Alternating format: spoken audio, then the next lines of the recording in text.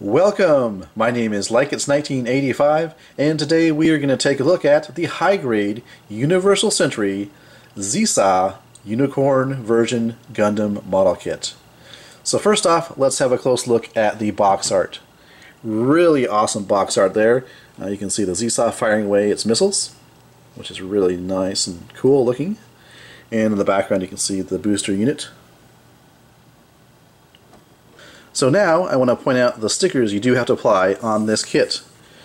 So, looking at the actual mobile suit itself, you do have 2 stickers, 1 on each shoulder, for a total of 4. So front and back. Then on the forearms, you have a total of 1, 2, 3, 4 of these smaller stickers to apply to the forearm. And then you have 3 of these on each arm. These are supposed to represent the missile pods. And then you have a sticker here on the chest, and a sticker, sort of a black sticker to form the backdrop for the pink mono eye, which is a sticker in itself. So there are the stickers for the actual mobile suit. Looking at the booster unit, there are stickers here and here. So first I'm going to focus on the actual mobile suit itself, then I'll show you the actual booster unit in detail. So one thing I want to say about the actual construction of the actual mobile suit itself is the headpiece here does tend to fall out very easily. And I'm not sure if that's due to the design of the kit or whether it was due to the construction or how I constructed the kit. Nevertheless, it does fall out very easily. I don't have any super glue on hand at the moment, but once I get some, I am definitely going to super glue this piece on there. So there is that issue I have with the mobile suit. Other than that, let's focus on articulation. So there really is no head articulation. However, there is articulation at the shoulders, and you do get a bit of a wiggle like that as well. And then of course there's actually articulation at the elbow, and then a rotation as well. And then of course the hand itself is on a wrist joint that is a ball joint, and you can see the piece just fell off there. So moving on with the review here, there is waist articulation. However, if you look at the back here, this thruster assembly here tends to clash with the legs, so you get rotation to that degree like that for the waist. Then there is articulation at the legs, as you'd expect. The legs can't go out farther than that, due just to the way the kit is constructed. Of course you can bend the knee, although you have to be careful not to bend it too far, but you can see that's about as far as it'll bend at the knee.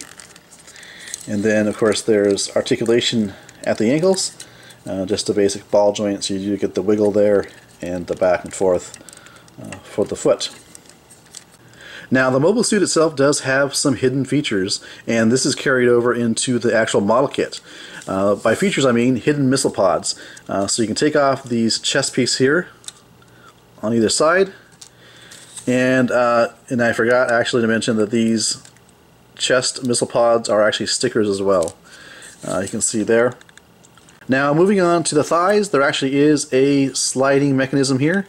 You slide this back on both of the thighs, and you get a nice missile rack on each thigh. These are actually plastic and not stickers.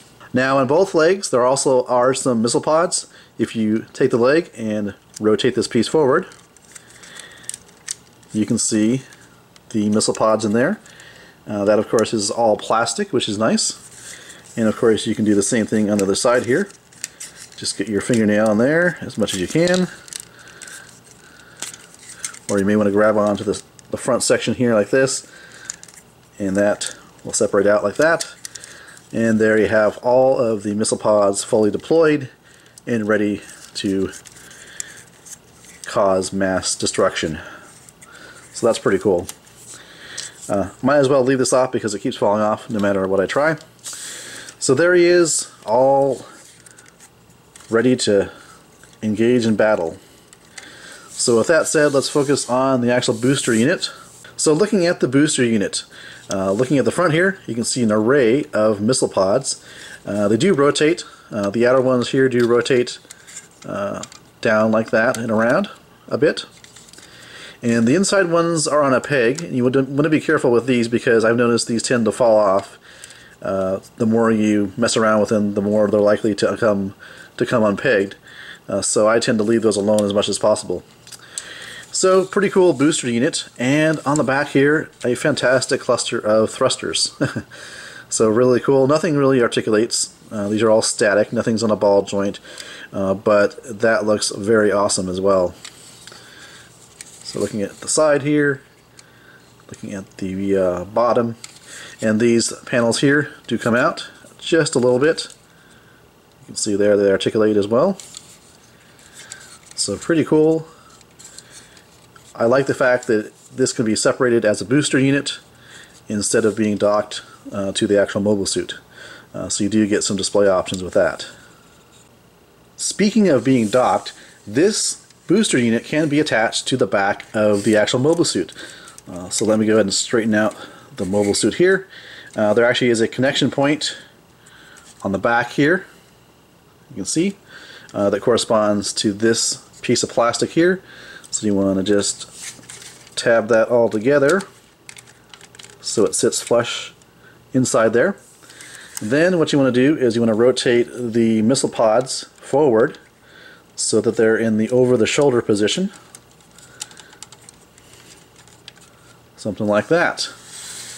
So you end up with a very, very bulky, well-armed, badass looking mobile suit. Looking very, very cool, especially with all the missile pods revealed. It's pretty cool. So there he is. Let me go ahead and put on the headpiece here just to get the full effect. And here is the reason I decided to pick up this kit. This looks simply fantastic. With all the missile pods exposed, with the booster unit on the back, this figure is definitely bulky and well armed.